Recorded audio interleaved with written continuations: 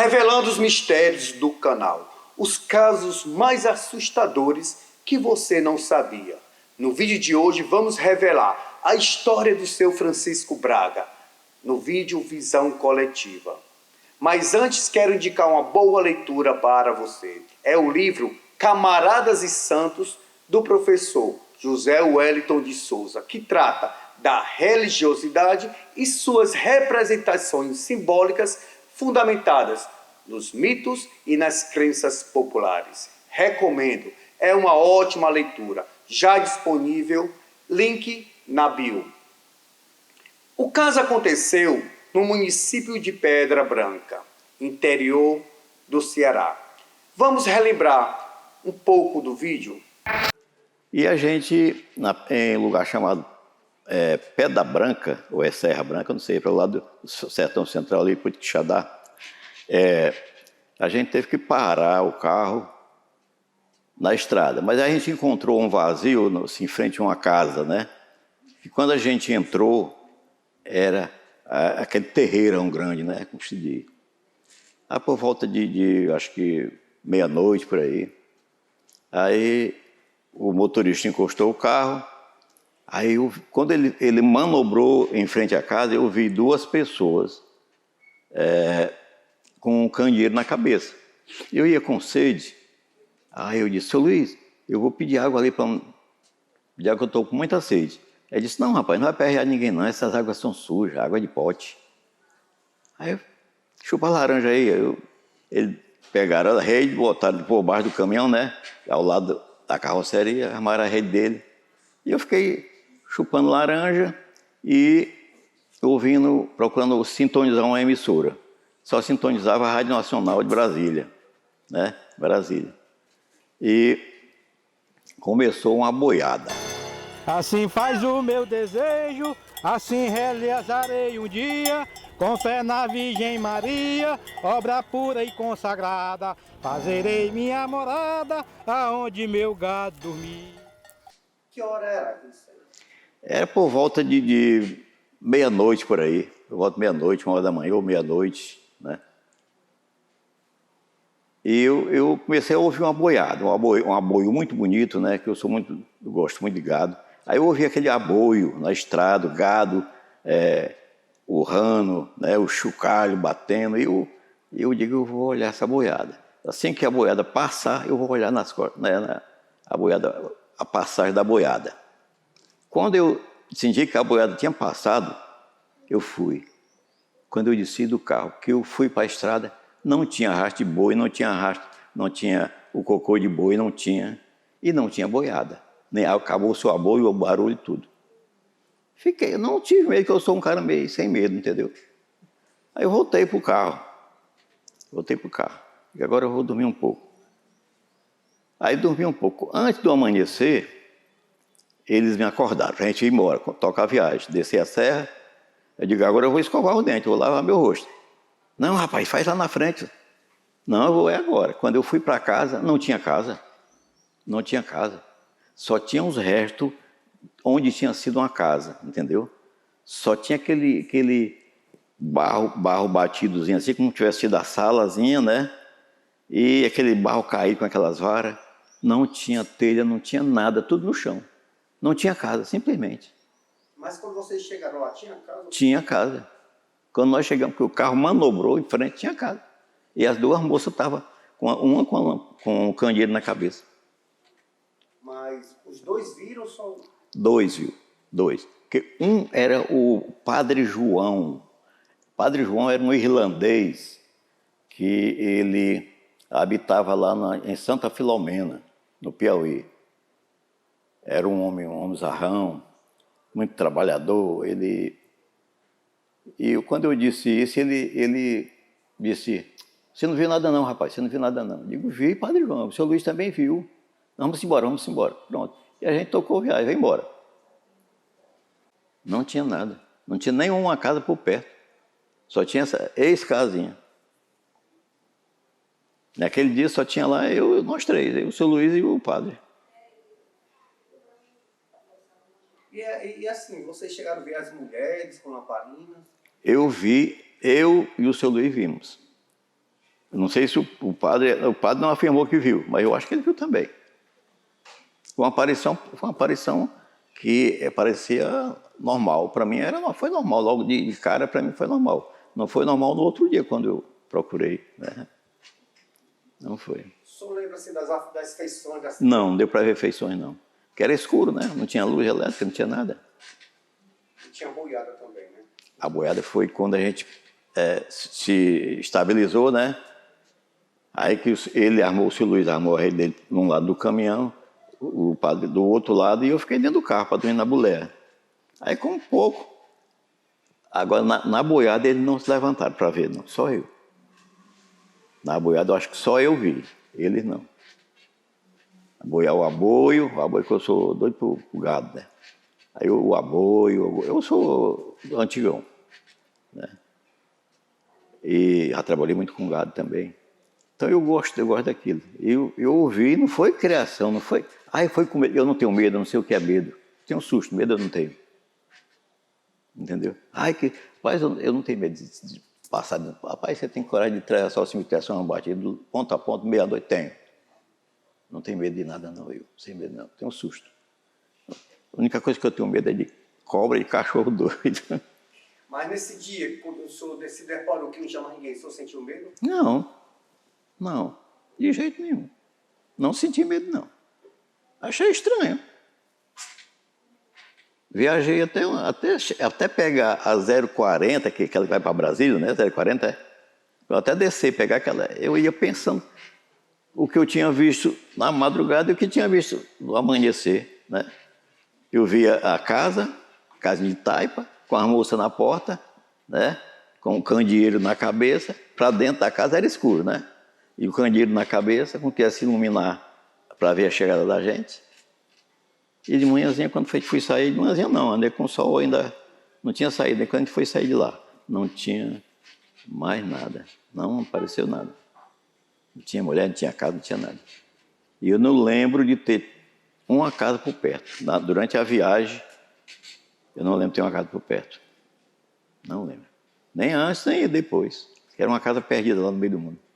Eu acho que se um dia eu voltasse ali e ainda existisse aquela estrada do jeito que era, eu ia reconhecer. E assim, no seu entendimento, assim, o que o senhor acha que seria aquilo? O que foi aquilo? No seu entendimento. Rapaz, é uma coisa para mim, eu sou meio descrente das coisas. Eu sou meio descrente. Eu não acredito em muitas coisas. Eu não acredito muito no que se diz da Bíblia. Não acredito em tudo, né? Aliás, não acredito quase em nada. Então, eu não acredito em espiritismo muito, embora eu já tenha tido coisas na minha família que dizem que é espiritismo, como depois eu vou falar a respeito do meu pai e minha mãe. Eu não sei simplesmente explicar o que filho, não. Foi porque ele estava com medo? Não tenho medo. Não sei o que foi, não. Se existe espírito, ali era espírito, né? Um espírito que apareceu, talvez reclamando que nós estivéssemos ali naquele pedaço de terra deles ali, né? Passar a noite ali. Então, o que o senhor está me dizendo aí, o senhor e outra pessoa presenciaram uma aparição? Uma aparição, né? Eram duas mulheres? Duas mulheres. Não era um homem e uma mulher, não, era duas mulheres. Duas mulheres assim, uma aparência de gente nova, né? Não era de gente velha, parecia uma aparência de gente nova e maltratada, né? De gente carente. E o padre, por que ele pediu para o senhor não esquecer aquele assunto? Não faço ideia porque ele pediu, não. Não faço ideia. A fé, né? O mercantil da fé, eu não acredito. Mas assim, nas suas crenças, o que o senhor acha que aconteceu assim, nessa visão coletiva? Eu faço assim as minhas conclusões, né? Eu acho que as boas e as más pessoas, eu acho que retornam mesmo em forma de espírito, retornam por algum minuto, né? Retornam e voltam, né? Para o seu além, né? Acho que eles fazem as suas caminhadas pelo a terra, mesmo depois que morrem, né? Espiritualmente, entendeu? Eu penso assim. Um senhor, eu entrevistei ele recentemente, ele falou uma coisa muito interessante. Ele disse para mim o seguinte, que a noite é dos bichos e o dia é dos homens. Ele disse que a noite não era para o ser humano nenhum era para estar dormindo, né? Porque eles têm o que é de ruim aparece à noite. À noite, né? É provável que aconteça isso, mas eu gosto da noite. Eu gosto da noite, eu acho o silêncio muito grande. Mas quem quiser ver alguma coisa, vai ver durante a noite mesmo. Com certeza. Nesse vídeo percebemos que o senhor Francisco Braga relata a aparição de duas mulheres segurando um objeto luminoso, o candeeiro, a velha lamparina, que para a época era muito comum nas casas do sertão. No protocolo 66, vamos revelar esse mistério. Percebam que o senhor Francisco Braga avista duas pessoas na porta de uma casa que ficava bem próximo ao local que eles escolheram para passar a noite. Além da visão que ele teve da passagem do gado, percebemos que o horário passava da meia-noite. O dia é dos vivos, a noite dos mortos. Acontece que no dia seguinte, ao acordarem, eles perceberam que não havia nada ali, somente as ruínas da casa. E o pior, todos tiveram a mesma visão, principalmente o padre. Agora aqui está o segredo revelado. No Espiritismo, segundo Allan Kardec, o espírito sofredor pode emitir pensamentos que são captados por médios ou pessoas sensíveis. O que vamos revelar agora era uma pragmática que acontecia comumente no sertão. Antigamente, as pessoas moravam distante uma das outras. Quando essas pessoas estavam a precisar de ajuda, poderia ser uma pessoa doente acamada, principalmente à noite e em tempo de chuva. Para serem socorridas, elas iam para a porta da entrada da casa, acendiam um candeeiro, colocavam em cima da cabeça, muitas vezes na porta da casa ou na janela em sinal de socorro. Ou seja, quem avistasse aquele sinal, logo as pessoas entendiam que aquele indivíduo estava precisando de ajuda. Vamos ouvir mais um relato sobre o caos. Era tudo casa distante uma da outra. Não tinha energia. Quando a pessoa precisava de pedir socorro, a gente acendia uma luz, uma lamparina a gás, que é aquela de querosene com pavio, né? A lamparina. Aí saía fora e ficava com a lamparina, pedindo socorro. Aquelas casas lá de baixo, que tinha para baixo, que era mais baixa do que a nossa casa era mais no alto. Aquelas casas todas via que nós estávamos pedindo socorro. De lá eles respondiam com a lamparina acesa também, ou com farol. As mais de próximo fazia gritar. Quando via a nossa luz, as próximas mais gritavam, estou ouvindo, o que é que está precisando? Aí ficava pedindo, um pedia socorro, o outro ia acudir. Porque não tinha energia, não tinha telefone, não tinha nada, era só escuridão. Só a mata, o escuro e as casinhas com a lamparina, uma vela acesa, um farol. A vida da gente era gente, não tinha nada. Era o maior sertão, o maior deserto do mundo ali. Para se comunicar era com a lamparina de gás. Gás que a gente chama querosene, né? A gente tinha aquela lamparinazinha que a gente coloca o gás, o pavio, coloca gás, aí acende a lamparina, a gente ficava pedindo socorro. Na calçada, ou da janela, ou no terreiro, se tivesse terreiro. Como a nossa casa era alta, a gente pedia socorro assim lá para a casa do Antônio Casado, que era no outro alto. Daquela casa daquele alto, que era o alto da casa dele, que é aquela alta lá, né? Aí os outros, aonde tinha uma pessoa acordada, via. A casa de fulano está pedindo socorro, a casa do Antônio Casado está pedindo socorro, a casa da Alzira está pedindo socorro. Aí todo mundo saía com a sua lamparina, dando a entender que que estavam pedindo socorro. E ele estava atendendo, ele estava ouvindo. Era isso. A nossa vida era assim. Socorro era só na base de lamparina, que a gente não tinha como, né? Hoje em dia você tem telefone, tem tudo para se comunicar. Mas também nós tudo era na base da vela. Vela, lamparina, grito, e gritava lá, vem aqui. Era isso, a nossa vida era essa. E esse rapaz viu, esse senhor lá viu, com certeza elas morreram pedindo socorro. É tanto que elas ainda estão lá. Quem tem poder ainda vê elas com as duas velas ou as duas lamparinas que elas pediram socorro. São umas almas, tipo a alma perdida, que não teve salvação ainda. Estão lá, penando do mesmo jeito, pedindo socorro até hoje. Mas morreram as duas. E as duas luzes. Agora sim, ele relata na história dele que tanto ele como os dois companheiros que estavam com ele de viagem também viram. Viram. É. Só que no dia seguinte, que eles se aproximaram da casa para pegar uma água, alguma coisa assim, não tinha casa, não tinha nada, só tinha Só tinha tapera. Só a tapera e o resto do material embaixo. Do material da casa. Da casa. Não tinha nada. Não tinha nada. Pois é, porque ali não tinha mais nada. Só as duas que poderes de socorro que ainda tinha poder de ir lá. Porque o espírito ele tem de alma, que chama espírito, a alma, sei lá o que for, ela vai aonde ela quer. No sertão tinha muito disso de alma? Chama de alma.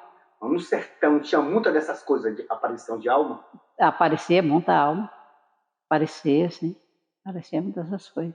Por ali já não tinha mais ninguém, quase. Morreu todo mundo ali. E aquelas duas almas, aquelas duas velas que eles viram, eram justamente as duas pessoas que morreram pedindo socorro e não teve quem socorresse. Quando elas aparecem para alguém, elas estão aparecendo como morreram, pedindo socorro, porque ninguém socorreu.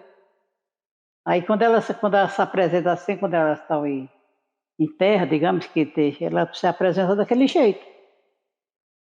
Como pediu e ninguém socorreu, morreu ali mesmo. Aí quem chega, quem tem poder de ver, vê, quem não tem, não vê. Ela teve poder dele teve poder de se aproximar da casa e ver as duas luzes, né? Ali eram duas almas que morreram ali pedindo socorro. E fica no lugar penando, né? Porque elas estão lá do mesmo jeito, elas ficam penando no lugar que morreu. Porque a alma tem alma que vai e volta, mas ela volta para o canto que morreu, penando, porque elas não são salvas. Elas não estão salvas, as almas dessas. Aí foi o que ele viu, foi isso. Elas pedindo socorro. Com toda certeza. Pode crer, pode crer. Porque ele fala, né, que eram duas moças que olhou para a porta da casa, com a lamparina em cima da cabeça. Eu me lembrei dessa história.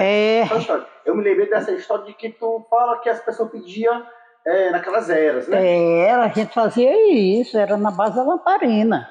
Gritava, pedia socorro, o outro respondia gritando. Na luz, quando botar a lamparina, e quando não era a lamparina, eram as mais próximas, que ouviam o grito, gritando elas respondiam, estou ouvindo, o que é? O que foi que aconteceu, fulano? De lá. Assim como a casa do Ismael, que já está só o pó. A casa do Chico Nel, que é mais embaixo, que é a nossa lá, aquela casa que nós chamamos Casa do Alto, era no alto. Lá de baixo, quem acendesse uma vela naquela casa, o caracará todo via aquela luz acesa. Vixe, lá do fulano, lá tá, estão pedindo socorro. O outro vinha com a sua luz e botava, dando a entender que estava vendo o pedido de socorro. Aí os mais próximos respondiam gritando. Que nem o galo não canta meia-noite, 2 horas, um canta, outro aqui, vai cantando, vai espalhando o canto e outro respondendo. Do mesmo jeito fazia as pessoas. Eles se comunicavam, um gritava e passava mais próximo de um para o outro até a pessoa ouvir o pedido de socorro do outro, aí até se aproximar e ir lá pedir socorro. Nós pedimos a socorro. Lá em casa era no Chico, não tem casado. Quando mamãe adoecia, um dos meninos, ou meu pai, ou qualquer coisa, aí a mãe acendia a lamparina e ficava com a lamparina lá em cima, lá na janela, não abria nem a porta, está na janela, com a lamparina lá de lá. Aí ontem casado tivesse acordado, ele via. Se não tivesse o outro que vê, respondia, ou o mais próximo gritando, e o outro com a lâmpada, a vela do mesmo jeito, a lamparinazinha de gás. Aí vinha gente na casa da gente, ou vinha de bicicleta, ou vinha de jumento, vinha de burro. Do que o transporte que tivesse, vinha acudir, para ver o que era. Estava se matando, ou se era doente, ou se vinha socorrer. Só não tinha moto, carro, essas coisas não. Mas vinha de animal, vinha na bicicleta velha que tinha. Naquela Então, próxima casa ali, nós fizemos muitas vezes isso. então quer dizer que toda a vida que vocês, né, sinalizavam com a luz na janela à noite era por conta de um socorro. Era pedindo socorro. Estava pedindo socorro aos nossos vizinhos. Da região, aquelas lonjuras daquelas casas. Mas as casas tudo era mais baixa, mas a nossa era alta. De lá eles já viam a luz acesa. Vixe, a casa de fulano, a casa de Guarani estão pedindo socorro, fulano. Aquela mais baixa ali, como no Gildo, por aquela dali, de lá via lá em casa, acesa a luz, que era e era já mais próximo, é quase da mesma altura, mas dava para ver. Lá do Antônio Casado via logo de longe, que era a casa mais alta era do Antônio Casado. Lá do Chico Del também via, lá do Caracará também via, lá daquele alto ali, depois do Caracará para lá, de lá vinha uma vela acesa lá em casa. Se você está assistindo isso, é porque o protocolo 66 já está ativo. Eles sabem que você sabe. Cuidado com as sombras depois das 0 horas. E nunca assista esses vídeos à noite e no escuro.